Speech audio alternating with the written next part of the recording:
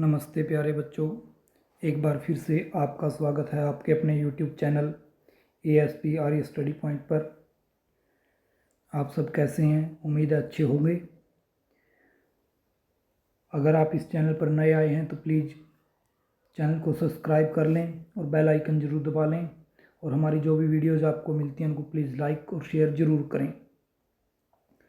हमने अभी एक सीरीज चलाई है हरियाणा बोर्ड की 10th क्लास की, जो हिस्ट्री की हमारी पाठ्य पुस्तक है, उसके सभी लेसन्स की हम रिवीजन करेंगे। फटाफट क्विक रिवीजन करेंगे हम। तो इस सीरीज की प्लेलिस्ट यूट्यूब चैनल पर बनी हुई है, आप वहां से देख लें। मैं डेली जो भी वीडियो डालता रहूँगा उस प्लेलिस्ट में डालता रहूँगा, और इसके साथ साथ मैंने इन सभी लेसन्स की डिटेल्ड एक्सप्लेनेशन वीडियो भी बना रखी है, जिसमें लाइन टू लाइन हमने पूरे लेसन को अच्छे से रीड किया है। तो अगर आप पूरा लेसन पढ़ना चाहते हैं तो वहाँ से पढ़ सकते हैं। और इसके अलावा अगर आपको रिवीजन करनी है, केवल रिवीजन चाहिए, तो ये जो हमारी फटाफट क्विक रिवीजन वीडियोस हैं, इनसे आप किसी भी लेसन की जल्दी से जल्दी रिवीजन कर सकते हैं, जो आपके एग्ज़ाम के पॉइंट ऑफ व्यू से बहुत ही यूजफुल रहने वाली हैं। चलो ज़्यादा टाइम वेस्ट ना करते हुए आइए इस रिवीजन को, क्विक रिवीजन वीडियो को स्टार्ट करते हैं। हमारा लेसन सेकंड, प्राचीन विश्व की प्रमुख सभ्यताएं। ये जो आपको वर्ल्ड का मैप दे रखा है, इस पे कौन कौन सी सभ्यताएं हैं तो एक बार जल्दी से देख लेते हैं। सरस्वती सिंधु सभ्यता, हमारा जो पहला ही लेसन था वो हमने कर लिया। ये आपके इंडिया और पाकिस्तान के अंदर सरस्वती सिंधु सभ्यता थी। इसके बाद आपकी चीन की सभ्यता यहाँ है, चीन के अंदर। मेसोपोटामिया की सभ्यता, ये आपको दिख रहा है, मेसोपोटामिया इराक के अंदर मेसोपोटामिया की सभ्यता थी। इसके बाद आपका मिस्र, यहाँ पे मिस्र की सभ्यता थी। माया सभ्यता, माया सभ्यता ये आपकी उत्तरी अमेरिका के अंदर, और इनका सभ्यता ये दक्षिण अमेरिका के अंदर की प्राचीन विश्व की कुछ प्रमुख सभ्यताएं हैं, जो वर्ल्ड के मैप में आप यहाँ से देख सकते हैं। और आपको इनसे रिलेटेड वर्ल्ड मैप भी आ सकता है कि आप इनका सभ्यता को वर्ल्ड मैप पे दिखाएं, माया सभ्यता को दिखाएं, तो आप वर्ल्ड मैप में जैसे यहाँ नीचे थोड़ा सा ही छोड़ के और यहाँ पे आप दिखा सकते हो कि माया की सभ्यता, इधर आपका मिस्र की सभ्यता होगी, ये आपकी मेसोपोटामिया है, सरस्वती सिंधु है, चीन की सभ्यता है, इनका सभ्यता। इस प्रकार से ये सभ्यता आप वर्ल्ड मैप पे भी दिखा सकते हो। तो आइए इसको रीड करते हैं। सबसे पहले बात कर लेते हैं हम मिस्र की सभ्यता की।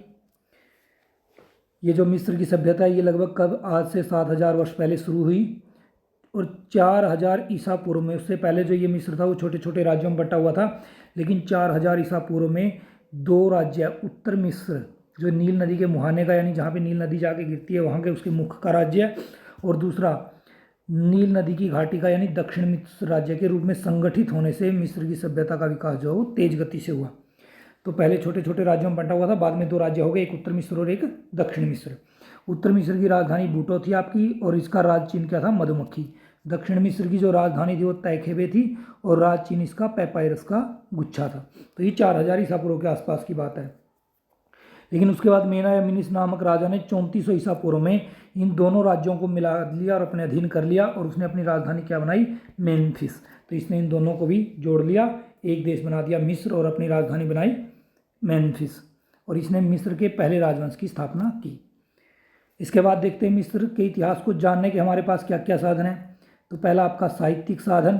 तो साहित्यिक साधन यानी कि जो लिटरेचर है, लिखी गई जो चीज़ें, उसमें हेरोडोटस, जिसको हम इतिहास का पिता भी कहते हैं, उनका जो उन्होंने बुकें लिखे हैं, डायोडोटस ने जो लिखा है, और मैनेथो। इसके बाद बात करते हैं पुरातात्विक साक्ष्य, जो हमें पुरानी चीज़ें प्राप्त हुई हैं, उसमें क्या हमारे पिरामिड जो हमें देखने को मिलते हैं, समाधियाँ हैं, भित्ति चित्र यानी दीवारों के ऊपर जो चित्र अंकित है वो, वहाँ के मंदिर, और रोसेटा नाम की जगह से प्राप्त अभिलेख। आधुनिक साधन हमारे पास क्या क्या है, एडोल्फ इरमान व जेएस ब्रस्टेड की पुस्तकें। ये आधुनिक इतिहासकार हैं, एडोल्फ इरमान और जेएस ब्रस्टेड। इन्होंने भी मिस्र के इतिहास के बारे में काफ़ी कुछ जानकारी अपनी बुक्स के अंदर दी है। अब मिस्र की सभ्यता की राजनीति की बात कर लें, तो वहाँ पे राजा को क्या कहा जाता था, फ़राओ। तो राजा फ़राओ कहलाता था, और फ़राओ को ही न्याय और ईश्वर का प्रतिनिधि माना जाता था। मिस्र के राजनीतिक इतिहास को हम 3 भागों में बांट सकते हैं। अब पहला आपका प्राचीन काल या फिर पिरामिड युग, जिसमें पिरामिड काफ़ी सारे बनाए गए, ये 3400 ईसा पूर्व से लेकर 2160 ईसा पूर्व। इसके बाद में आपका मध्यकाल या फिर सामंती युग, ये 2160 से लेकर के 1580 ईसा पूर्व तक का टाइम पीरियड। और तीसरा नवीन काल या फिर साम्राज्यवादी युग, जिसमें नए नए साम्राज्यों का निर्माण होगा 1580 से लेकर 650 ईसा पूर्व तक का टाइम पीरियड। तो इस प्रकार से 3 राजनीतिक भागों में राजनीतिक रूप से इतिहास को हम बांट सकते हैं। अब पहले बात कर लेते हैं पिरामिड युग की, जो कि आपका 3400 ईसा पूर्व से 2160 ईसा पूर्व था पिरामिड युग। इस युग में 6 राजवंशों ने शासन किया। ये एक नंबर का इंपॉर्टेंट क्वेश्चन है कि पिरामिड युग में कितने राजवंशों ने शासन किया था, तो 6 ने। प्रमुख शासक आपसे पूछे तो नरमेर, अट्टा, जोसर, इम्होटेप, खुफू, यूसरेकाफ और खाफरे, ये कुछ प्रमुख शासक हैं। इन शासकों ने क्या किया, त्रिभुजाकार समाधियों का निर्माण किया, जिनको क्या कहा जाता है, पिरामिड। आपसे ये पूछा जा सकता है पिरामिड क्या है, तो मिस्र के शासकों द्वारा बनाई गई त्रिभुजाकार की जो समाधियाँ, उन्हीं को हम पिरामिड कहते हैं। मिस्र के अंदर जो पिरामिड बनाने का श्रेय सबसे ज़्यादा किसको जाता है, तो इम्होटेप को। ये इंपॉर्टेंट है कि पिरामिडों के निर्माण का श्रेय किस राजा को जाता है, तो वो जाता है आपका इम्होटेप को। मिस्र के शासक सूर्य देवता को अपना इष्ट देव मानते थे, इसलिए उन्होंने सूर्य को प्रसन्न करने के लिए विशाल पिरामिडों का निर्माण करवाया। तो आपसे पूछा सकता है उन्होंने विशाल पिरामिडों का निर्माण क्यों करवाया, ताकि वो सूर्य देव को प्रसन्न कर सकें, क्योंकि वो उसे अपना इष्ट देव मानते थे। दूसरा युग आपका सामंतवादी युग। इस युग में क्या हुआ, 5 प्रमुख राजवंशों ने शासन किया, जिसमें आपका इंटे है, मेतुहोतेप, अमनहोतेप, सेनेवोस, रेत, ये कुछ प्रमुख शासक हुए हैं। इस युग में जो राज्य की शक्तियाँ सामंतों के हाथों में आ गई थी, जिसके कारण से विकास जो था वो बहुत तेज़ी से हुआ। इस समय किसका निर्माण हुआ, मकबरों का। पहले वाले युग में पिरामिडों का, और इसमें जो सामंतवादी युग था इसमें मकबरे बने, और यहाँ पे व्यापार और कृषि का भी काफ़ी विकास हुआ। ये सामंत जो थे आपस में कई बार लड़ते भी रहते थे, जिसके कारण चारों तरफ अशांति और अराजकता फैली हुई थी। इसका फ़ायदा उठाते हुए सीरिया के हिक्सास लोगों ने, सीरिया देश के हिक्सास जनजाति के जो लोग थे, उन्होंने मिस्र पर क्या कर लिया, अधिकार जमा लिया और उनका शोषण करने लगे। लेकिन अंत में थीब्स का एक सामंत था जिसका नाम अमोसिस था, उसने हिक्सास लोगों को मिस्र से मार भगाया और खुद उसने अपना शासन वहाँ पे स्थापित कर लिया। अब बात करते हैं तीसरे युग यानी साम्राज्यवादी युग की। इस युग के अंदर 18वें राजवंश के शासक अमेनहोटेप द्वारा सामंतों की शक्ति को बिल्कुल समाप्त कर दिया गया, यानी कि सामंतों का शासन अमेनहोटेप ने समाप्त कर दिया। और इस काल में क्या हुआ भाई, जनता सुखी और समृद्ध थी। इस काल के जो प्रमुख शासक है वो अमेनहोटेप द्वितीय और अहमोज प्रथम है, और थुटमोस प्रथम। अमेनहोटेप तृतीय है।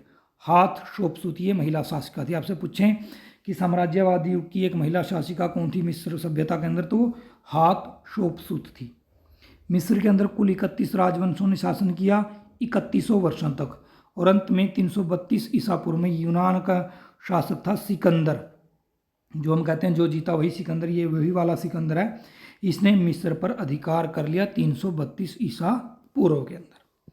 अब बात कर लेते हैं कि प्रशासनिक व्यवस्था कैसी थी। फराव के बारे में हम पहले पढ़ चुके हैं कि राजा को क्या कहा जाता था, फराव, और ये निरंकुश होता था। जो शासन की सारी शक्तियाँ वो इसके हाथ में थी, और लोग इसको क्या मानते थे, देवता मानते थे।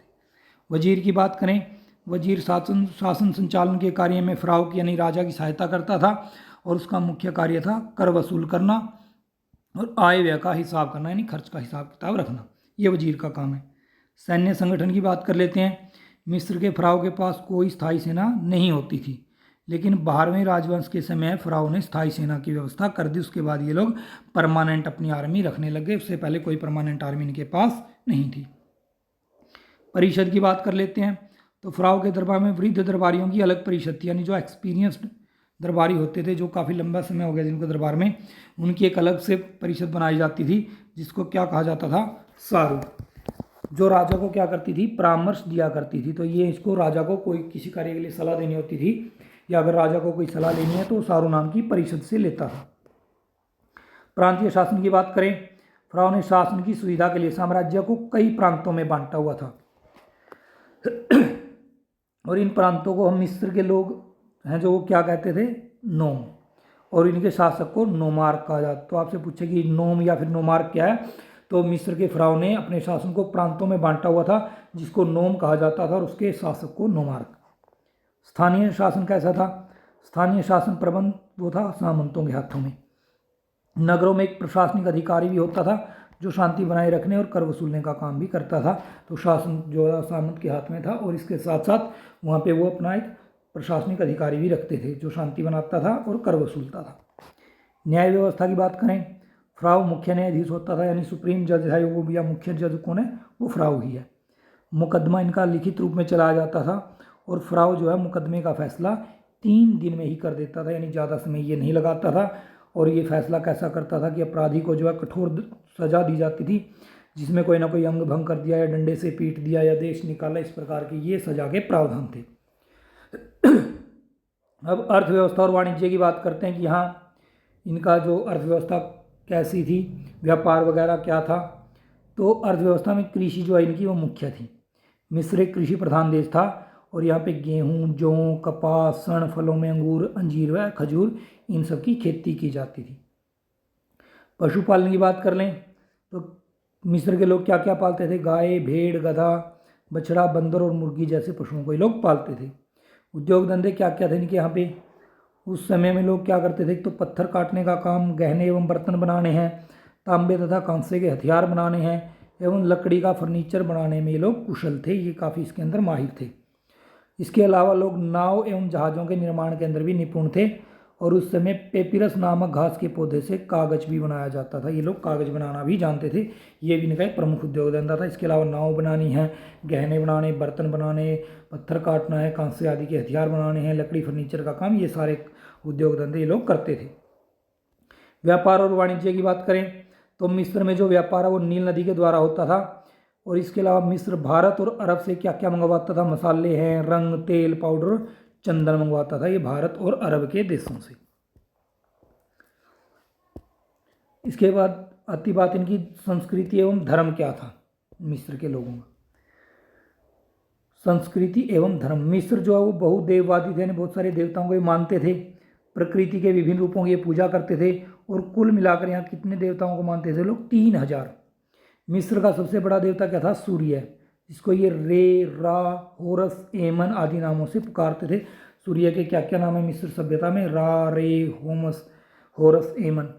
उसके बाद इनका देवता था नील नदी का ओसिरिस, आकाश के देवता का नाम था नूत, चंद्रमा के देवता का नाम सीन, इनकी भी ये लोग पूजा करते थे।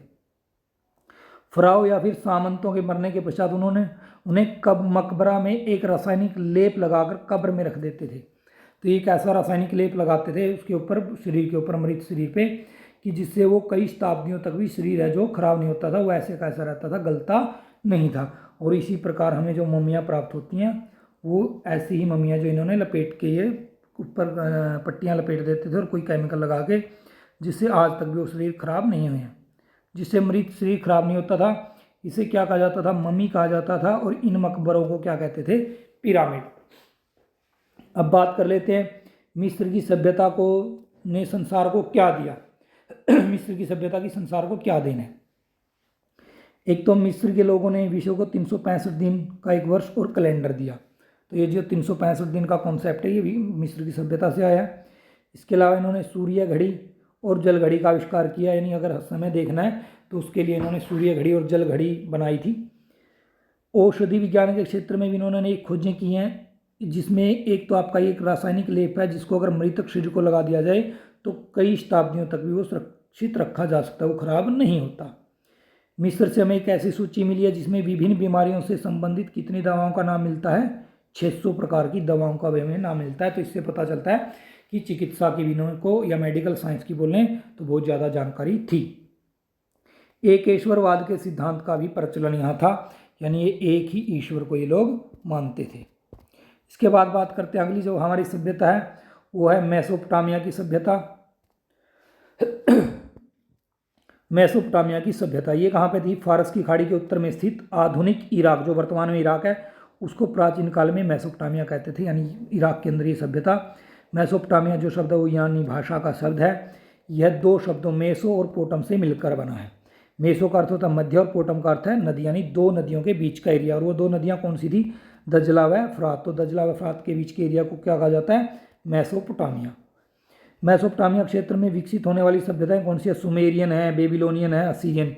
ये कुछ सभ्यताएं जो इस एरिया में विकसित हुई। इन सभ्यताओं के बारे में ये माना जाता है कि सुमेरियन सभ्यता को जन्म दिया, नहीं सबसे पहले सुमेरियन सभ्यता हुई, उसके बाद बेबीलोन ने उसे चरम पर पहुंचाया। तो इसके बाद बेबीलोन की सभ्यता आती है जिसने काफ़ी विकास किया और चरम सीमा पर पहुंचे। और इस विकास को ग्रहण किसने किया, असीरिया ने इसे ग्रहण करके आगे प्रगति की। तो ये 3 मुख्य सभ्यताएं हैं मेसोपोटामिया के अंदर। मेसोपोटामिया की जो सभ्यताएं हैं उनको जानने के हमारे पास क्या साधन है? एक तो बेहिस्तून का अभिलेख है, अभी बेहिस्तून नाम की जगह पे अभिलेख मिलता है हमें। रोसेटा का अभिलेख है, सूसा नाम की जगह से अभिलेख हमें मिला है। इसके अलावा इनका धार्मिक साहित्य है, ऊर, एरिडू, लगाश, निपुर, उरुक, इस प्रकार के जो नगर हैं उनकी खुदाई से जो हमें सामग्री मिलती है, तो वो भी एक महत्वपूर्ण साधन है मेसोपोटामिया की सभ्यता में के बारे में हमारे को जानकारी देने का। मिट्टी की जो पट्टिकाएं इन्होंने लिखी है उनके ऊपर जो लेख खुदे हुए हैं वो जिगुरात यानी इनके जो मंदिर बने हुए मिले हैं हमें, ये भी एक महत्वपूर्ण साधन है। और हम्मुराबी जो बेबीलोन का एक महान शासक हुआ है उसने अपनी एक संहिता लिखी थी, तो वो भी मेसोपोटामिया सभ्यता के बारे में जानने का हमारे पास एक महत्वपूर्ण साधन है। अब बारी बारी से इनकी तीनों सभ्यताओं को देखते हैं। पहले आपकी सुमेरिया की सभ्यता, ये कब विकसित हुई? 4500 ईसा पूर्व फारस की सुमेरियन जाति के लोगों ने मेसोपोटामिया पर आक्रमण किया और अपना अधिकार यहाँ कर लिया। सुमेर में उस समय उर, निपुर, लगाश, उरुक आदि नगर राज्य थे। प्रत्येक नगर का अपना देवता था, यानी हर एक नगर अपना अलग देवता रखता था। नगर के स्वतंत्र शासकों को ये लोग क्या कहते थे? पटेसी। और पटेसी का मुख्य कार्य भूमि कर वसूल करना था। बाहरी आक्रमण से नगर की रक्षा भी पटेसी करता था और जनता के मुकदमों का निर्णय देना, ये इसके काम थे। इस सभ्यता के लोगों ने एक लिपि का आविष्कार किया जिसको क्या कहा जाता है? कीलाक्षर लिपि या फिर कीलाकार लिपि, क्योंकि मिट्टी के ऊपर लिखते थे किसी नुकीली चीज़ से और उसके बाद धूप में उस मिट्टी को सुखाते थे, जिसके बाद ऐसा लगता कि जैसे किसी कील से इसके ऊपर लिखा हो, इसीलिए इसका नाम पड़ गया कीलाक्षर लिपि। सुमेर के नगरों में हमें पिरामिड के आकार के कुछ ऊंचे मंदिर भी मिले हैं जिनको क्या कहा जाता है? जिगुरात। ये अपने मंदिरों को क्या बोलते थे? जिगुरात। इसके बाद बात करते हैं बेबीलोनिया की सभ्यता। मेसोपोटामिया के दक्षिण भाग में हेमराइट नदी के किनारे बेबीलोनिया की सभ्यता का विकास हुआ। 2200 ईसा पूर्व में सेमेटिक लोगों की एक शाखा एमराइट ने सुमेर पर अपना अधिकार स्थापित कर लिया। तो एमराइट जो एक शाखा थी सेमेटिक लोगों की, उसने अधिकार कर लिया था सुमेर के ऊपर। और लगभग 100 वर्षों के निरंतर युद्ध के पश्चात इस जाति में एक राजा हुए, महान राजा हम्मुराबी, उसने मेसोपोटामिया पर अधिकार करके उसको राजनीतिक एकता में बांधा और बेबीलोन को अपनी राजधानी बनाया। इसीलिए इस सभ्यता का दूसरा नाम क्या पड़ा? बेबीलोनिया की सभ्यता। उसने अपने साम्राज्य की प्रगति को चरम सीमा तक पहुंचा दिया। और जो ये सेमेटिक लोगों की बात करें तो सामी भाषा बोलने वाली जो जाति है उसी को क्या कहा जाता है? सेमेटिक। आपसे पूछा जा सकता है 1 नंबर में कि सेमेटिक किसे कहते हैं, सेमेटिक लोग कौन थे? तो सामी भाषा बोलने वाली जाति का ही नाम क्या है? सेमेटिक है। अब बात करते हैं इस असीरिया की सभ्यता। सेमेटिक लोगों ने दजला नदी के ऊपरी तट पर अधिकार करके एक दूसरा नगर बसाया, अशुर। यहाँ का जो प्रथम शक्तिशाली राजा उसका नाम था तिग्लथ पिलेसर प्रथम। अशुर बनीपाल असीरिया का जो अंतिम प्रतापी और प्रसिद्ध शासक था। उसने अपने समय में व्यापार, शिक्षा और कला में असाधारण उन्नति की और अपनी राजधानी में भव्य महलों और मंदिरों का निर्माण जो है ये अशुर बनीपाल ने करवाया। इसके अलावा इस अशुर बनीपाल ने अपनी राजधानी निनवे के अंदर एक पुस्तकालय की भी स्थापना की थी। असीरिया का जो प्रत्येक राजा वो पुराने महल को त्याग कर अपने लिए नए महल का निर्माण भी करवाता था, ये भी एक महत्वपूर्ण तथ्य है। और जो इन्होंने अशुर नगर बसाया था उसी के नाम पर इस सभ्यता का नाम क्या पड़ा? असीरिया की सभ्यता। अब मेसोपोटामिया की सभ्यता के प्रशासनिक व्यवस्था देखते हैं, इनकी प्रशासनिक व्यवस्था कैसी थी। तो इस सभ्यता में शासक क्या होता था? निरंकुश होते थे, यानी इनके ऊपर कोई रोक टोक नहीं थी तथा साम्राज्य पर उनका पूर्ण नियंत्रण होता था। फुल फ्लैज कंट्रोल भाई इनका अपने साम्राज्य के ऊपर था। किसी की कोई हिम्मत नहीं थी कि वो इनके खिलाफ आवाज़ उठा सके। वे दैविक सिद्धांत के आधार पर शासन करते थे, यानी कि भाई हमें तो डायरेक्ट देवताओं ने आदेश दिया इसलिए हम शासन कर रहे हैं। वे सर्वोच्च सेनापति भी खुद होते थे, न्यायाधीश भी, और सर्वोच्च पदाधिकारी खुद ही होते थे सब कुछ। वे शासन के संचालन के लिए साम्राज्य को कई प्रांतों में बांट देते थे और प्रांत के गवर्नर का चयन है ये भी ये खुद करते थे कि किसको गवर्नर बनाना है। गवर्नर क्या करता था? अपने प्रांत से कर इकट्ठा करना और शांति बनाए रखना, युद्ध में शासक का सहयोग करना, ये गवर्नर के काम थे। कर लेना जनता से, शांति बनाए रखना और अगर युद्ध हुआ तो अपने सम्राट की सहायता करना। सामाजिक जीवन देखते हैं इन लोगों का कैसा था। उस समय का समाज कितने वर्गों में बंटा था? 3 वर्गों में, एक उच्च वर्ग, एक आपका मध्यम वर्ग और एक निम्न वर्ग। तो ये 3 वर्ग थे। उच्च वर्ग में कौन आता है? राजा, उच्च पदाधिकारी व पुरोहित। मध्यम वर्ग में सामंत और व्यापारी, और निम्न वर्ग में कौन है? दास तथा किसान। ये तीनों वर्गों में विभाजित इनका समाज था। धार्मिक जीवन की बात करें तो मेसोपोटामिया के लोग भी कैसे थे? बहुदेववादी थे, मिस्र के लोगों की तरह। वे खेत, नदियों, पहाड़ों की पूजा करते थे, यानी प्रकृति पूजा ही करते थे। इनका जो प्रमुख देवता था वो अनु था, और अनु किसको कहा जाता है? आकाश के देवता को। मिस्र के लोग, मेसोपोटामिया के लोग अनु जो है आकाश के देवता को बोलते थे। कि पृथ्वी को, पृथ्वी इनका एक देवता। सिन जो है चंद्रमा को बोलते हैं। तमुज जो है वनस्पति और कृषि का देवता था। ईस्टर इनकी प्रेम की देवी थी, और नरगल प्लेग का देवता, ये इनके कुछ देवता थे। इन देवताओं को प्रसन्न करने के लिए बलि भी दी जाती थी। आर्थिक जीवन की बात करें तो इस सभ्यता के लोगों का मुख्य व्यवसाय क्या था? कृषि था, जैसे पिछली सभ्यता का था। और इसमें गेहूं, जौ, जैतून, कपास और अंगूर की लोग खेती करते थे। उस समय के लोग उद्योग एवं व्यापार में भी काफ़ी उन्नत थे। व्यापार ये किस से करते थे? सोना, चांदी और तांबे के टुकड़ों से होता था, यानी एज ए करेंसी ये सोना चांदी को यूज करते थे। यहाँ पर पशुओं में ऊंट और बकरी विशेष थे। यहाँ जो लकड़ी की सुंदर नक्काशी के साथ साथ सोना, चांदी व कीमती पत्थर भी नक्काशी की जाती थी, यानी लकड़ी की तो नक्काशी करते ही थे इसके अलावा सोना, चांदी और कीमती पत्थरों के भी ये लोग नक्काशी करते थे। तो ये आपकी मेसोपोटामिया सभ्यता। इसके बाद आपकी नेक्स्ट सभ्यता आती है यूनानी सभ्यता। यूरोप के दक्षिण पूर्व में स्थित यूनान एक प्रायद्वीप है, और ये प्रायद्वीप कैसा है कि 3 ओर से समुद्र से घिरा हुआ है, क्योंकि जो 3 ओर से समुद्र से घिरा होता है उसी का नाम क्या होता है? प्रायद्वीप। जैसे हमारा जो दक्षिण भारत है उसको हम प्रायद्वीपीय भारत भी बोल देते हैं, क्योंकि वहाँ 3 तरफ हमारे समुद्र लगता है। इस यूनान प्रायद्वीप के अंदर कितने टापू थे? 502 टापू थे भाई। यूनानी सभ्यता का उदय लगभग 4000 ईसा पूर्व में हुआ, और जो इसका शुरू में सभ्यता का जन्म हुआ था तब इसको क्या कहते थे? क्रीट की सभ्यता। क्रीट की सभ्यता के पतन के पश्चात माइसिन नामक नगर में माइसिनियन सभ्यता का उदय हुआ। तो शुरू में क्रीट नाम की जगह था तो क्रीट सभ्यता, माइसिन में हुआ तो फिर माइसिनियन सभ्यता। जैसे हमने पिछले में देखा, सुमेर में था तो सुमेरियन, बेबीलोन में था बेबीलोनियन सभ्यता, असीरिया में था असीरियन। ठीक ऐसे यहाँ यूनान के अंदर है। जब क्रीट के अंदर सभ्यता पनपी तो उसका नाम था क्रीट सभ्यता। जब वो माइसिन नामक नगर में पनपी तो माइसिनियन सभ्यता। और 1200 ईसा पूर्व तक आते आते जो माइसिनियन सभ्यता खत्म हो गई। इसके बाद 1200 ईसा पूर्व में आर्यन कबीलों ने यूनान पर अधिकार करके नगर राज्यों में विकसित सभ्यताओं को जन्म दिया। अब तक तो ये छोटी छोटी सभ्यताएं थी, लेकिन जब आर्यन कबीलों का यहाँ कब्जा हो गया तो उन्होंने एक विकसित नगरीय सभ्यता को जन्म दिया, जिसको नगर राज्य सभ्यता भी बोलते हैं। यानी छोटे छोटे जो नगर थे वही अपने आप में राज्य थे, कि ऐसी एक सभ्यता थी, और इसको जो ओवरऑल कहा जाता है यूनानी सभ्यता। इन नगर राज्यों का क्या नाम है? पोलिस, इनको पोलिस भी कहते थे। अगर हम यूनानी सभ्यता की बात करें तो इसके राजनीतिक इतिहास को हम कितने भागों में बांट सकते हैं? 3 में। पहला आपका अंधकार युग या फिर होमर का युग जो कि 1200 ईसा पूर्व से लेकर 800 ईसा पूर्व तक। दूसरा आपका लोह युग या फिर नगर राज्य युग।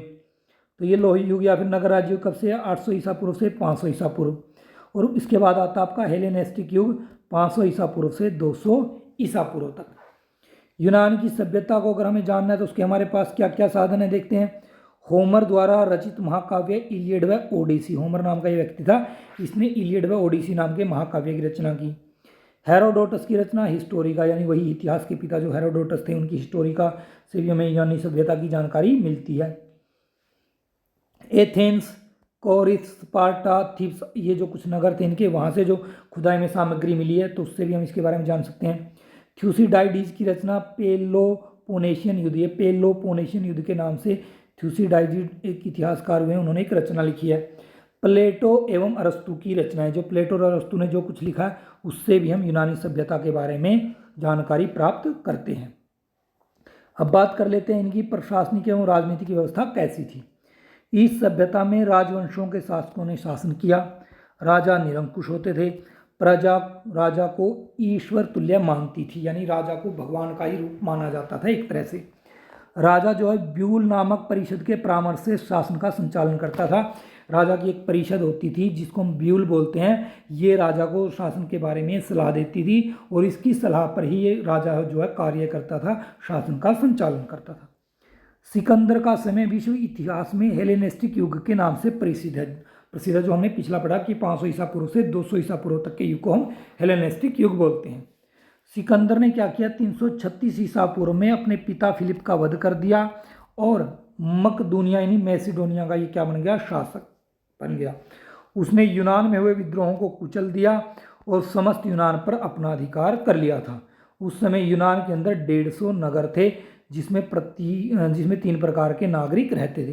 तो यूनान में उस टाइम पे कुल मिला के 150 नगर थे जिनके ऊपर सिकंदर का शासन हो गया। पूरे यूनान पे इसने शासन कर लिया। था कहाँ का ये? मकदूनिया या फिर मैसिडोनिया का।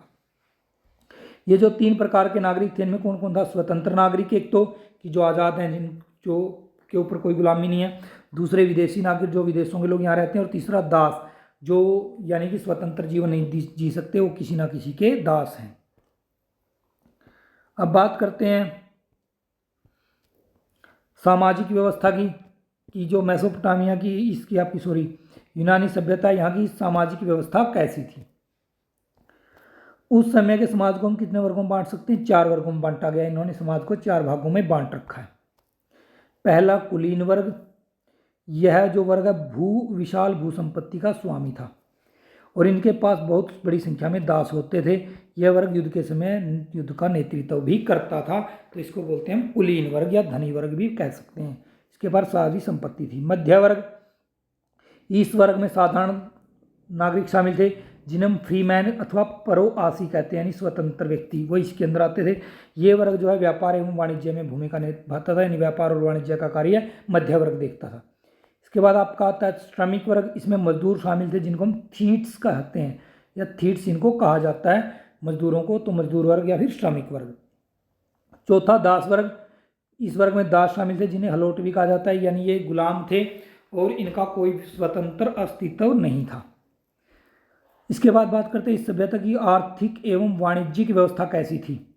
यूनान का व्यापार दूर दूर तक होता था। यूनानी लोगों के उद्योग क्या थे? मिट्टी और धातु के बर्तन बनाना, अस्त्र शस्त्र बनाना, फर्नीचर बनाना, जैतून से तेल निकालना या अंगूर से शराब बनाना। ये इनके कुछ प्रमुख उद्योग थे, जिसमें धातु है कि मिट्टी के बर्तन, अस्त्र शस्त्र, फर्नीचर, जैतून का तेल और अंगूर की शराब। इस सभ्यता में कृषि पर ध्यान नहीं दिया जाता था। तो यहाँ भाई पहले की हमने 3 सभ्यताएं पढ़ी, तीनों के अंदर आपकी कृषि व्यवस्था थी। आपकी मिस्र की सभ्यता में भी, मेसोपोटामिया में भी 2 सभ्यताएं पढ़ी, दोनों के अंदर हमें कृषि देखने को मिलती है। यूनान के अंदर कृषि पर ज़्यादा ध्यान नहीं दिया जाता था क्योंकि यूनान के पहाड़ों में क्या निकलता था? सोना और चांदी और लोहा निकलता था। यहाँ पर्वतीय क्षेत्र ज़्यादा है तो इसलिए यहाँ पे कृषि कम होती थी। धार्मिक एवं सांस्कृतिक जीवन की बात करें कैसा था, तो यूनान के लोग भी कैसे थे? बहुदेववादी।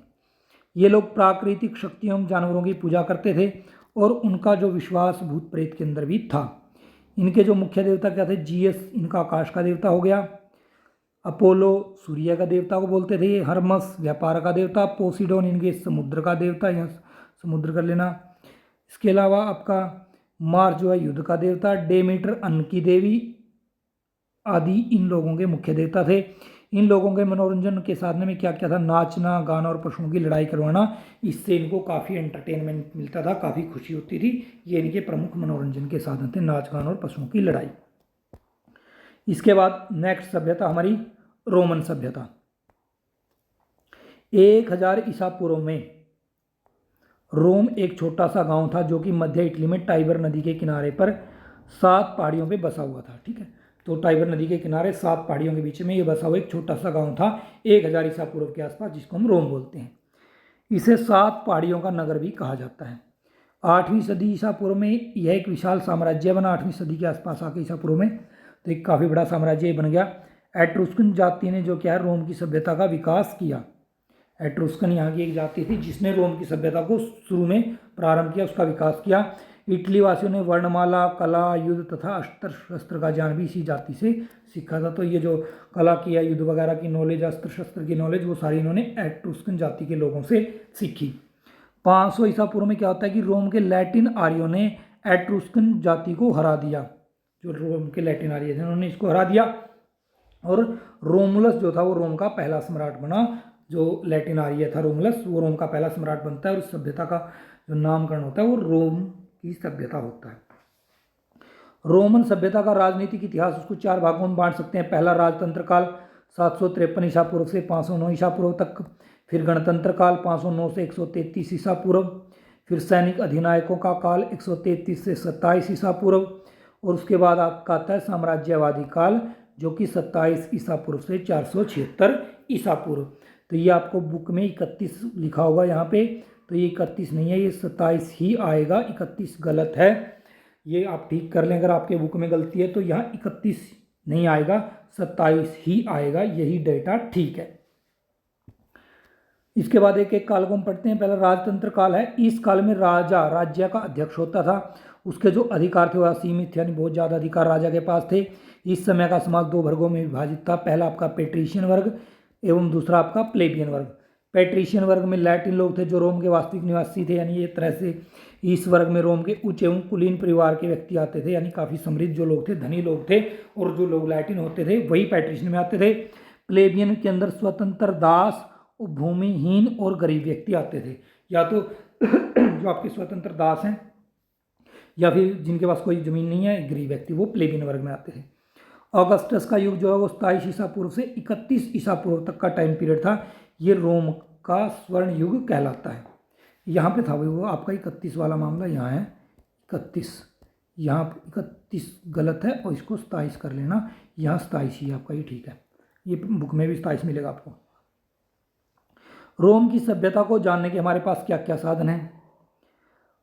अगर स्वर्ण युग की बात करें, रोम का स्वर्ण युग किसे कहते हैं, तो ऑगस्टस का युग जो 27 ईसा पूर्व से लेके 14 ईसा पूर्व तक, इसको एक नंबर का इंपॉर्टेंट क्वेश्चन आपका ही। अब रोम की सभ्यता को जानने के साधन देख लेते हैं। 12 पट्टिकाओं पर लिखे लेख, इसको 12 टेबल्स के नाम से जानते हैं। इनके 12 नियम थे, 12 तख्ती नियम इसको बोला जाता है। तख्तियों के ऊपर इन्होंने ये नियम लिख रखे थे, तो इनके आधार पर रोमन की सभ्यता के बारे में हमें काफ़ी जानकारी मिलती है। इसके अलावा रोम के पुरोहितों द्वारा लकड़ी की तख्तियों पर लिखे लेख, जिनको हम एनलस पोटिफिकम भी बोलते हैं, तो ये रोम के पुरोहितों ने कुछ लेख लिख रखे हैं, इनसे भी हमें रोमन सभ्यता के बारे में जानकारी मिलती है। इसके अलावा आपकी लीवी है, तो उनकी रचनाएं हैं, लीवी एक रचनाकार हुए, इनकी रचनाएं हैं पोलिबियस और डियोडोरस। तो डियोडोरस और पोलिबियस जो इनके लेख हैं, उनसे भी हमें रोमन सभ्यता के बारे में काफ़ी कुछ जानकारियाँ मिलती हैं। प्रशासनिक व्यवस्था की बात कर लें, रोमन सभ्यता की प्रशासनिक व्यवस्था कैसी थी, तो रोम की शासन व्यवस्था कौन चलाता था, चुनी हुई सीनेट के हाथों में केंद्रित थी। सीनेट के सदस्यों की संख्या कितनी थी, 300, तो सीनेट के सदस्यों की संख्या आपकी 300। परंतु ये सारे के सारे सदस्य किस वर्ग से आते थे, पेट्रिशियन, यानी कि अमीर वर्ग से आते थे, गरीब वर्ग को कोई अधिकार नहीं थे राजनीति के अंदर। सीनेट द्वारा 2 न्यायाधीश नियुक्त किए जाते थे, जिनको क्या कहा जाता है, कौंसल। इनका कार्यकाल कितना होता था, 1 वर्ष का। इसके अलावा प्रशासन में सहायता देने के लिए 3 पदाधिकारी और भी नियुक्त होते थे, जिसमें एक तो आपका सेंसर्स, कर वसूल करने वाला अधिकारी है, एल्डिज जो कि शांति बनाए रखने वाला अधिकारी है, यानी पुलिस इसको आप कह सकते हो, और प्रोटोर यानी कि न्यायाधीश हो गया। ये भी कुछ पदाधिकारी थे जो काउंसिल की सहायता के लिए बनाए जाते थे, और इनका कार्यकाल भी 1 वर्ष का ही होता था। गवर्नरों को अगर वेतन नहीं मिलता तो वे जनता से मनमाना कर वसूल करते थे। अगर उनको वेतन ना मिले तो वो मनमाना जो कर है वो वसूल कर सकते थे। ये कई बार स्थिति देखने को मिली है जिससे जनता का शोषण भी रोमन सभ्यता के अंदर हो सकता था। आर्थिक व्यवस्था की बात करें, रोमन लोगों का प्रमुख व्यवसाय भी क्या था, कृषि एवं पशुपालन। कृषि में गेहूँ, जौ, बाजरा, अंगूर, जैतून, सेब जैसी फसलें उगाते थे। और यहाँ पर लोग वस्त्र उद्योग है, बर्तन उद्योग, सोना चांदी के आभूषण बनाने के कार्य भी ये लोग करते थे। भारत से ये मलमल, अफ्रीका से धातु, चीन से रेशम, यूनान से लोहे का भी ये लोग व्यापार करते थे। तो इस प्रकार से इनका व्यापार और वाणिज्य है। सामाजिक एवं सांस्कृतिक व्यवस्था कैसी थी, रोम में परिवार कैसे होते थे, संयुक्त होते थे, यानी कि बड़े परिवार होते थे। तो संयुक्त परिवार व्यवस्था इनके यहाँ थी कि अगर शादीशुदा भाई हैं 2-3 तो वो एक साथ रहते थे। इस प्रकार इनके संयुक्त परिवार थे। परिवार के सदस्यों को उनके मुखिया की आज्ञा का क्या करना पड़ता था, पालन करना पड़ता था। वे लोग देवताओं की अपेक्षा आत्माओं पर अधिक यकीन करते थे, यानी देवताओं से ज़्यादा आत्माओं में विश्वास करते थे। अगर देवताओं में बात करें तो इनका प्रमुख जो देवता वो जुपिटर, जिसको शांति का देवता बोलते हैं ये, मार्स इनका युद्ध का देवता, वीनस जो इनकी प्रेम की देवी, और वेस्टा इनका अग्नि का देवता, अपोलो जो इनका संगीत व कला का देवता। ये इस प्रकार के इनके देवी देवता थे, यानी ये भी बहुदेववादी थे। अब बात कर लेते हैं अगली सभ्यता आपकी चीन की सभ्यता। चीन की सभ्यता का विकास कब हुआ भाई, चीन की सभ्यता का जो विकास आपका वो लगभग 3000 ईसा पूर्व के आसपास माना जाता है। इस सभ्यता का उदय सिक्यांग, ह्वांगहो और वांगहो, ये नदियां हैं चीन की 3, सिक्यांग, ह्वांगहो, वांगहो, इन नदियों के आसपास हुआ। ये इन नदियों में काफ़ी बाढ़ आती थी और चीन के लोग इनको अपने लिए अभिशाप भी मानते थे, लेकिन यही नदियाँ इनके लिए वरदान बनी, क्योंकि इन्हीं नदियों के आसपास चीन की सभ्यता का उदय हुआ। चीन का पहला सम्राट अगर हम देखें वो था फूसी। फूसी ये चीन का पहला राजा था। इसने चीन वालों को क्या करना सिखाया, घर बनाना और जानवर पालना आदि कार्य इसने सिखाए। इनका दूसरा सम्राट शेन नुंग था। इसने चीन के लोगों को खेती करना सिखाया। और इनका जो तीसरा सम्राट था वो हुआंग टी था, जिसको ये पीला सम्राट भी बोलते हैं। पीला सम्राट, ये चीन को इसने संयुक्त बनाया और साम्राज्य को उन्नति के शिखर तक पहुंचाया। पीले सम्राट ने। चीन की सभ्यता को जानने के साधन हमारे पास क्या क्या हैं, तो पौराणिक कथाएं, जो चीन के लोगों की पुरानी जो समय की कथाएं जो ये बताते हैं। इसके अलावा कन्फ्यूशियस द्वारा जो रचित भूचिंग व भीचिंग नाम के जो काव्य संग्रह, कन्फ्यूशियस इनका एक दार्शनिक हुआ है जिसने भूचिंग और भीचिंग नाम के काव्य संग्रह लिखे हैं, तो उससे हमें जानकारी मिलती है। पूरा पाषाण अवशेष इनके जो मिलते हैं उससे, अस्थि अभिलेख भी यहाँ से मिले हैं। मृद भांड या फिर ध्वनि बोधक जो चित्र प्राप्त होते हैं, इनसे चीन की सभ्यता के बारे में हमें काफ़ी कुछ जानकारी मिलती है। बात कर लें यहाँ की शासन व्यवस्था कैसी थी, तो चीन के अंदर राजा को क्या कहा जाता था, वांग। तो राजा का नाम क्या हो गया आपका, वांग। वांग कहा जाता था। वह सबसे बड़ा न्यायाधीश और पुरोहित यही था। जनता उसे अपना पिता समझती थी और उसे ईश्वर पुत्र कहकर उसकी पूजा करती थी। मंत्रिपरिषद इसके बाद आती है। वांग ने शासन कार्य के लिए किसका गठन किया, मंत्रिपरिषद का, यानी अपनी एक मंत्रियों की जो है कमेटी बनाई, जिसके अंदर 4 मंत्री होते थे जो राजा को क्या करते थे, सलाह देते थे, यानी परामर्श देते थे। इसके अतिरिक्त 6 सदस्यों की एक परिषद भी होती थी, जिसमें क्या कई समितियां हैं, जैसे कि लोक सेवा समिति, माल व वित्त समिति, संस्कार व उत्सव समिति, युद्ध व रक्षा समिति, दंड व न्याय समिति तथा सार्वजनिक हित समिति। इस प्रकार की जो 6 सदस्यों की एक परिषद होती थी, जिसमें अलग अलग समितियां बनी होती थी लोगों का हित करने के लिए। लोक सेवा समिति, माल व वित्त समिति यानी वित्त मंत्रालय की बात करें, उत्सव मनाने हैं, कोई त्यौहार मनाने हैं, उसके लिए संस्कार उत्सव समिति, युद्ध करना है, देश की रक्षा करनी है तो युद्ध व रक्षा समिति, न्याय देने का काम करना, किसी को दंड देना तो दंड एवं न्याय समिति, तथा अगर लोगों का हित करना है, सबका हित करना है तो सार्वजनिक हित समिति। प्रांतीय शासन व्यवस्था इनकी क्या थी, 2 या 3 गांव, 2 या 3 हीन, सॉरी गांव नहीं, 2 या 3 हीन गांवों का समूह, हीन कहते हैं गांवों का समूह, जिसमें 5, 7, 10 कुछ भी गांव हो सकते हैं, उनके समूह को हीन बोलते थे। और जब ऐसे 2 या 3 हीन को मिलाया जाता तो उससे बनता था एक फू, जो कि प्रांत के समान होता था। इसको सैंग भी कहा जाता था, प्रांत को सैंग।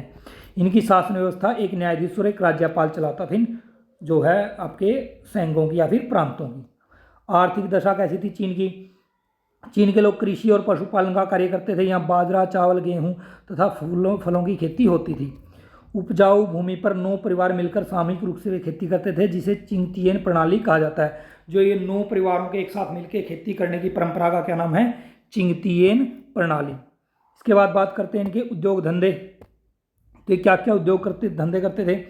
चीन के लोगों का मुख्य व्यवसाय क्या था, रेशम उद्योग। तो मुख्य रूप से तो ये रेशम बनाते थे अपने यहाँ पे। कुछ लोग मछली पकड़ने का भी व्यवसाय लोग करते थे।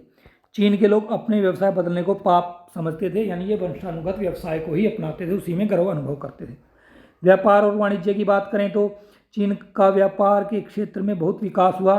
सम्राट शी हुआंगटी, जो इनका पीला सम्राट था, उसने व्यापार के लिए सड़कों का जाल बिछा दिया था। यहाँ व्यापारियों के संघ बने हुए थे, अलग अलग ग्रुप थे अलग अलग व्यापारियों के, जो विदेशों से क्या करते थे, तंबाकू, शीशा, कीमती पत्थर ये तो मंगवाते थे, इनका आयात करते थे, तंबाकू का, शीशे का, कीमती पत्थर का। और चीन से ये क्या करते थे, मिट्टी के बर्तन, बारूद व ताश विदेशों में भेजते थे, यानी ये विदेशों को निर्यात करते थे, मिट्टी के बर्तन, बारूद व ताश। सामाजिक व्यवस्था की बात करें तो चीनियों के अनुसार संसार के निर्माता पानकू ने समाज के 4 वर्ग बनाए। इनका मानना था कि समाज के 4 वर्ग बनाए हैं पानकू नाम के संसार के निर्माता ने। प्रथम वर्ग आपका मंदारिन था। इसमें विद्वान, अध्यापक, उच्च शिक्षा प्राप्त व्यक्ति आते थे। मंदारिन वर्ग, पहला वर्ग मंदारिन विद्वानों का, जिसमें आपका अध्यापक, उच्च शिक्षा प्राप्त व्यक्ति आदि आ गए। दूसरा वर्ग किसानों का, जिसके अंदर किसान हो गए। तीसरा वर्ग कारीगरों का, अलग अलग कारीगर हैं, कोई लोहे का, कोई चमड़े का, कोई सोने का, कोई किसी चीज़ का जो कारीगरी का काम करता है, कोई बढ़ई का करता है, कोई चिनाई का करता है, इस प्रकार से। और चौथा वर्ग है इनका व्यापारियों का। अब बात करते हैं कि धार्मिक व्यवस्था कैसी थी। तो चीन के विद्वान लोग थे वो थे एकेश्वरवादी, वो केवल एक ईश्वर को मानते थे, जो विद्वान लोग थे। और यहाँ की जनता कैसी थी, बहुदेववादी, यानी बहुत सारे देवताओं की ये पूजा करते थे। इसके अलावा प्रकृति की भी पूजा की जाती थी। उनके प्रमुख देवता कौन है, यंग। यंग इनका हो गया भाई आकाश का देवता। चीन इनका वायु तथा पृथ्वी का देवता था। और चीनी लोग भूत प्रेत अपशगुन में और जादू टोने में भी ये लोग विश्वास करते थे। 6ठी शताब्दी ईसा पूर्व में भारत से यहाँ पे बौद्ध धर्म का भी काफ़ी विकास हुआ, यानी 6ठी शताब्दी के आसपास चीन के अंदर बौद्ध धर्म भी फैला। भारतीय राजाओं का भी इसमें योगदान रहा है। इसके बाद आपकी लास्ट सभ्यता है माया सभ्यता। माया सभ्यता जो है वो आपकी उत्तर अमेरिका महाद्वीप के दक्षिण के अंदर, जो दक्षिणी भाग उत्तर अमेरिका महाद्वीप का मैप के अंदर आप देखोगे तो नीचे का हिस्सा, वहाँ पे 500 ईसा पूर्व से लेके 1000 ईस्वी के बीच में माया सभ्यता फली फूली। वैसे तो यह सभ्यता 4000 ईसा पूर्व पुरानी है। यह सभ्यता कहाँ फैली हुई आज वर्तमान में, कौन कौन सा देश इसके उसमें आता है कि किस किस देश के अंदर ये थी वर्तमान के हिसाब से देखें तो आधुनिक जो ग्वाटेमाला है, बेलीजे है, दक्षिण पूर्व मैक्सिको और होंडुरास तथा अल सेल्वेडोर के पश्चिमी क्षेत्र के अंदर ये फैली हुई थी। तो वर्तमान के इन देशों के एरियाज के अंदर ये सभ्यता फैली थी। टीकल, कलकमूल, कोपान और पाले के यहाँ के प्रमुख राजकीय शासकीय राजवंश थे। तो यहाँ के प्रमुख जो शासकीय राजवंश हैं उनके नाम है टीकल, कलकमूल, कोपान और पाल के। इस सभ्यता के लोग जो है घर लकड़ी के बनाते थे। छतें जो है ताड़ के पत्तों से बनाई जाती थी। और इस सभ्यता की जो प्रमुख विशेषताएं क्या क्या हैं, भव्य स्थापत्य, यानी कि इनकी जो भवन निर्माण कला वो हमें काफ़ी बढ़िया देखने को मिलती है। ललित कला यानी फाइन आर्ट की बात करें, पेंटिंग वगैरह, चित्रकला वगैरह इसके अंदर आती है सारी। लेखन कला इनकी बढ़िया, खगोल विज्ञान की इनको जानकारी थी और कैलेंडर इन्होंने बनाया है। तो ये कुछ इनकी संसार को हम देन भी कह सकते हैं और इनकी सभ्यता की विशेषताएं भी इनको कह सकते हैं। इसके अलावा माया सभ्यता के इतिहास को जानने के क्या क्या साधन हमारे पास, माया सभ्यता में स्थित नगरों की खुदाइयों से मिलने वाले पुरावशेष, जो इनके नगर हैं वहाँ से खुदाई होने के बाद जो कुछ हमें मिला है वो चीज़ें, मिट्टी के बर्तन, नक्काशी, कलात्मक वस्तुएं व ग्लिफ, ये हमारे पास माया सभ्यता को जानने के वस्तुएं हैं या साधन है। रास हीतर नाम के व्यक्ति की रचना है जिसका नाम है प्राचीन माया नया परिप्रेक्ष्य। तो प्राचीन माया का नया परिप्रेक्ष्य यानी आधुनिक समय में ये किस प्रकार से हमारे लिए एक वरदान सिद्ध हो सकती है, या नए विषयों को आधुनिक विषयों में हम माया सभ्यता से क्या कुछ सीख सकते हैं, इस प्रकार की एक रचना लिखी है प्राचीन माया नया परिप्रेक्ष्य, यानी आधुनिक युग में इसका क्या महत्व है। इसके अलावा माया किताबें या फिर कोडिसिस, माया के बारे में जो पुस्तकें लिखी गई हैं तो वो भी माया सभ्यता को जानने का हमारे पास एक महत्वपूर्ण साधन है। अब बात करते हैं कि राजनीतिक व्यवस्था कैसी थी। तो इस सभ्यता में राज्यों के जो मुखिया हैं उनको असली पुरुष या फिर हेलेक यूनिक के नाम से ही जाने जाते थे, जो इनके राज्य के मुखिया फिर शासक थे। इनका जो पद है वो आनुवंशिक होता है, यानी कि पिता के बाद उसका पुत्र ऐसे ही राजा बनते थे। इन मुखिया के अधीन जो शहर होते थे उनके सरदार होते थे जिनको बाताबोब कहते थे। शहरों के जो सरदारों को या मुखिया को बाताबोब कहते हैं। बाताबोब अपने शहर के शासन की देखरेख करते थे। जरूरत पड़ने पर बाताबोब लोग जो है सेना का नेतृत्व भी करते थे, जब भी जरूरत होती थी तो ये युद्ध भी कर लेते थे बाताबोब। सांस्कृतिक एवं धार्मिक व्यवस्था की बात करें तो कैसी थी इनकी, माया सभ्यता का अपना एक पंचांग भी था जो 3114 वर्ष ईसा पूर्व शुरू हुआ, यानी 3114 ईसा पूर्व ये कैलेंडर इनका शुरू हुआ था। और इस कैलेंडर के अंदर हर 394 वर्ष के बाद बाक्तून नामक के काल का अंत माना जाता था, यानी कि जैसे भी 394 साल पूरे हो गए तो इनका मानना था कि एक बाक्तून काल हुआ बीत गया। बाक्तून बोलते थे इसको 394 वर्ष की एक इकाई को। जैसे हम 365 दिन की इकाई को एक वर्ष बोलते हैं, ऐसे ही 394 वर्षों का इनका एक बाक्तून होता था। देवताओं के चित्र गच्छकारी मुखट्टे से बनाए जाते थे। देवताओं के चित्र बनाते थे मुखट्टों वाले। जैसे आपने बाहुबली मूवी देखी होगी, उसके अंदर आपने एक मुखट्टा देखा होगा, वो ऊपर से गिरता और बाहुबली उसके पीछे पीछे ऊपर चढ़ता है। तो वही इसी प्रकार के ये मुखट्टे लोग बनाते थे। उनकी पूजा मंदिरों में की जाती थी। तो ये इन मुखट्टों की पूजा करते थे, देवताओं के प्रतिरूप के रूप में इनको बनाते थे। देवताओं को खुश करने के लिए बलि भी दी जाती थी। यहाँ नगर व राज्यों के अपने अपने देवता होते थे। हर नगर का, हर राज्य का अपना अपना इनका देवता होता था। आर्थिक व्यवस्था की बात करें, इनकी आर्थिक व्यवस्था कैसी थी, तो लोगों का मुख्य व्यवसाय क्या था, कृषि व पशुपालन मुख्य रूप से इनका व्यवसाय था। ये लोग गेहूँ, जौ, चना, गन्ना, नारियल आदि फसलें उगाते थे और इसके साथ साथ गाय व बकरी पालते थे। तो गाय और बकरी जो पशुओं में हो गए, और जौ, गेहूँ, चना, गन्ना, नारियल ये फसलें इस प्रकार की उगाते थे। मायावासियों ने काफ़ी चौड़ी सड़कें बनवाई हुई थी जिनको स्केब या फिर स्केब ओब के नाम से जाना जाता है। जो मायावासियों के द्वारा बनाई गई चौड़ी सड़कें, उनके क्या नाम है? स्केब या फिर स्केब ओब। किसान हैं जो, उनके घर कैसे होते थे? कच्चे, जबकि जो बाताबोब या फिर हेलेक्योनी की वह धनी लोगों के घरों में सुंदर नक्काशीदार लकड़ी का प्रयोग होता था, यानी लकड़ी से उनके घरों में डिजाइनिंग की जाती थी, काफ़ी बढ़िया उनके घर बने होते थे। जबकि किसानों के घर कच्चे और ताड़ के पत्तों की छतों उनकी बनाई जाती थी। तो इस प्रकार के इनके घर होते थे। माया सभ्यता में नाव, सूती वस्त्र, तांबे की घंटियां, तलवार व आभूषण बनाने के कार्य होते थे। तो ये इनके कुछ उद्योग धंधे हैं, जिसमें आपके नाव आ गया, सूती वस्त्र इनका एक उद्योग था, तांबे की घंटियां बनाने का काम था इनका, तलवार और आभूषण बनाने का, इस प्रकार के इनके कार्य थे। तो यहाँ ये आपका जो सेकंड लेसन प्राचीन विश्व की प्रमुख सभ्यताएं, इसका रिवीजन आपका होता है समाप्त। तो आपको ये वीडियो कैसी लगी कमेंट सेक्शन में लिख करके ज़रूर बताएं, और इस वीडियो को ज़्यादा से ज़्यादा शेयर और लाइक करें, चैनल को सब्सक्राइब कर लें, ताकि जो नई नई वीडियो आएंगी उनको आकार नोटिफिकेशन जो है आपको मिलता रहे। तो बेल आइकन जरूर दबा लें सब्सक्राइब करने के साथ साथ। तो मिलते हैं नेक्स्ट वीडियो में, तब तक के लिए आप अपना ख्याल रखें, पढ़ते रहें, आगे बढ़ते रहें।